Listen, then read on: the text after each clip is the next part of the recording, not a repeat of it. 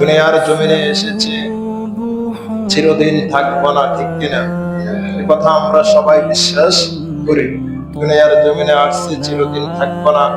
আল্লাহ তাআলার যখন হুকুম হয়ে যাবে, তখনই আমরা দুনিয়ার মায়া ছেড়ে অন্ধকার কবরের জগতে আমরা চলে যাব। এই দুনিয়ার জমিনে আসার একটা সিরিয়াল আছে, কিন্তু যাওয়ার কোনো সিরিয়াল নাই।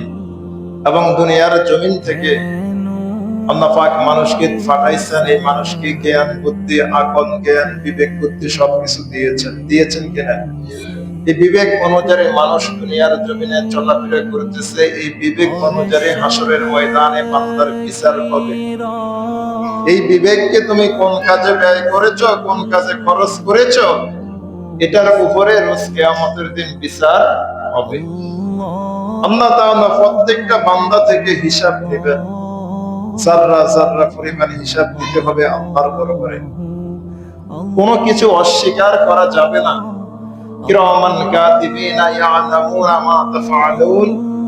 কিরামান কাতিবিন নামে দুইজন ফেরেশতা আমাদের দুই কাঁধের মধ্যে আছে, আমরা বিশ্বাস করি কিনা?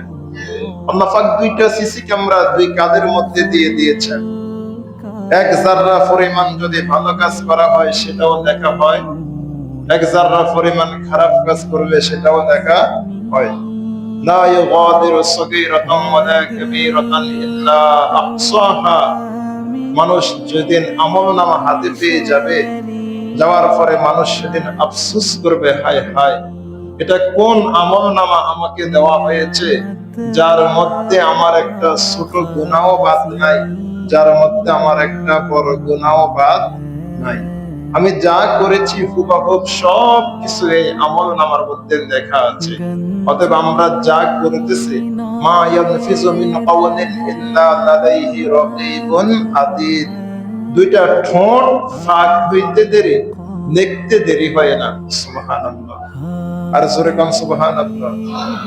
এই দুইটা ঠোঁট ফাঁক হইতে দেরি, লিখতে দেরি হয় না। ভালো কথা বললে সেটাও দেখা হয়, খারাপ কথা বললে সেটাও কি দেখা হয়। কোনো কিছু বাদ যাবে না। হাসরের ময়দান আল্লাহ পাক বলবেন, ফামাইয়ামাল মিসকালা যাররাতিন খায়রান ইয়ারা ওয়া মাইয়ামাল মিসকালা যাররাতিন শাররান ইয়ারা। এক যাররা পরিমাণ ভালো কাজ করেছো সেটাও দেখো, আর এক যাররা পরিমাণ খারাপ কাজ করেছো সেটাও দেখো।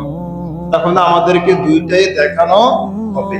সেই অনুযায়ী আমরা নিজেদের বিচার নিজেরাই করবো হাসরের ময়দানে। হায় হায়, এখন আমার আমলনামায় যদি সমস্ত গুনাহ থাকে, আমি কি জান্নাতের আশা করতে পারি? আমার আমলনামার মধ্যে যদি ভালো কোনো কাজ না থাকে, আল্লাহর বিধান রাসূলের পাকের সুন্নাত মোতাবেক আমার জীবনের মধ্যে কিছুই নাই, আমি কি জান্নাতের আশা করতে পারবো?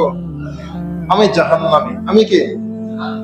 দুনিয়ার বিবেকবান মানুষ যারা, তারা যখন একটা অন্যায় কাজ করে, তখন কিছুক্ষণ পরে তার বিবেকে হায়রে, আসলে কাজটা আমি ঠিক করি না, কাজটা আমি কি, যে কাজটা আসলে ওনার সাথে আমি যে ব্যবহারটা করলাম বা আমি এই কাজটা করলাম, এটা আসলে আমার দ্বারা ঠিক হয় নাই। যারা বিবেক আছে, আকল আছে যার, সে বুঝে। আর যার বিবেক নাই, সেকে দূর, আমি যেটা করছি এটা আমি ঠিকই করছি, আমি ঠিক কাজে করছি।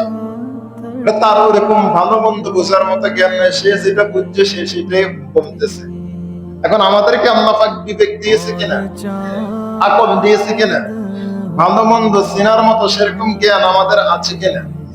সবকিছু আমাদের আছে, ভালোটা চেনার খারাপটা চেনার জ্ঞানও আমাদেরকে আছে।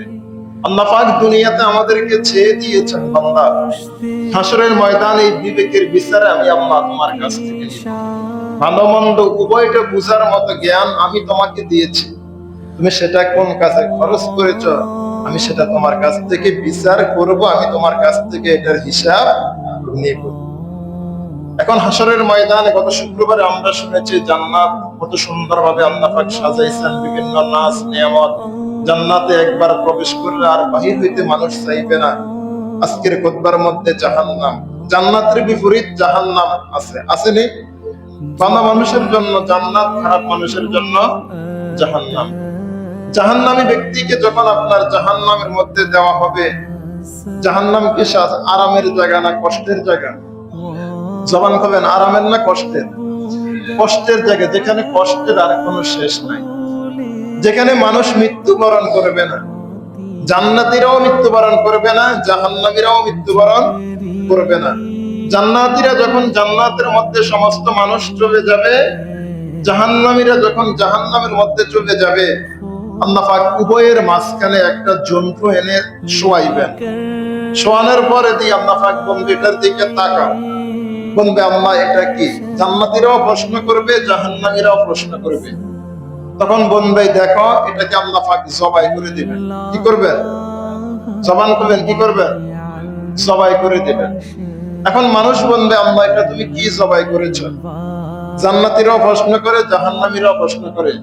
আল্লাহ পাক বলবেন যে মৃত্যু নামক একটা যে যন্ত্র আছে, মৃত্যুটা যে তোমাদের হইতো, সেই মৃত্যুটাকে একেবারে জবাই করে দিলাম। মৃত্যু বলতে আর কিছু নেই, মৃত্যু বলতে আর কিছু। জান্নাতে যারা গেছো তোমরা চিরস্থায়ী, আর জাহান্নামে যারা গেছো তোমরাও চিরস্থায়ী। তোমরা এখানে আযাব ভোগ করো, আর জান্নাতীরা তোমরা সেখানে আল্লাহর নাজ নিয়ামত তোমরা ভোগ করো। তাহলে এখন জাহান্নামীদের জন্য কঠিন আযাব কি? জাহান্নামীরা জাহান্নামের মধ্যে যাওয়ার পরে চিৎকার মেরে মেরে কান্না করবেন। কান্না করতে করতে জাহান্নামের একজন ফেরেশতা আছে, যিনি সর্দার, ওনার নাম হচ্ছে মালিক ফেরেশতা। মালিক ফেরেশতাকে ডাক দিতে থাকবে, ভাই একটু আমাদের আরজি শুনেন না, একটু আমাদের আরজি শুনেন না। বহু বছর ডাকতে ডাকতে তিনি শুনছেন, কান দিবেন না। বহু বছর পরে তিনি বলবেন, তোমাদের আবদার কি? তখন তিনারা বলবেন যে আল্লাহ পাকের কাছে একটু আমাদের জন্য সুপারিশ করেন। তিনি হয় আমাদেরকে মৃত্যু দিয়ে দেখ, না আমাদেরকে আযাব থেকে মুক্তি দিয়ে দেখ।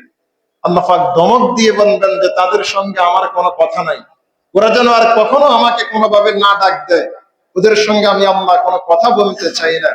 আল্লাহ পাক এই ধমক দেওয়ার পরে জাহান্নামীদের জবান চিরস্থায়ী বন্ধ হয়ে যাবে, ওদের এই জবান দিয়ে আর কোনো কথা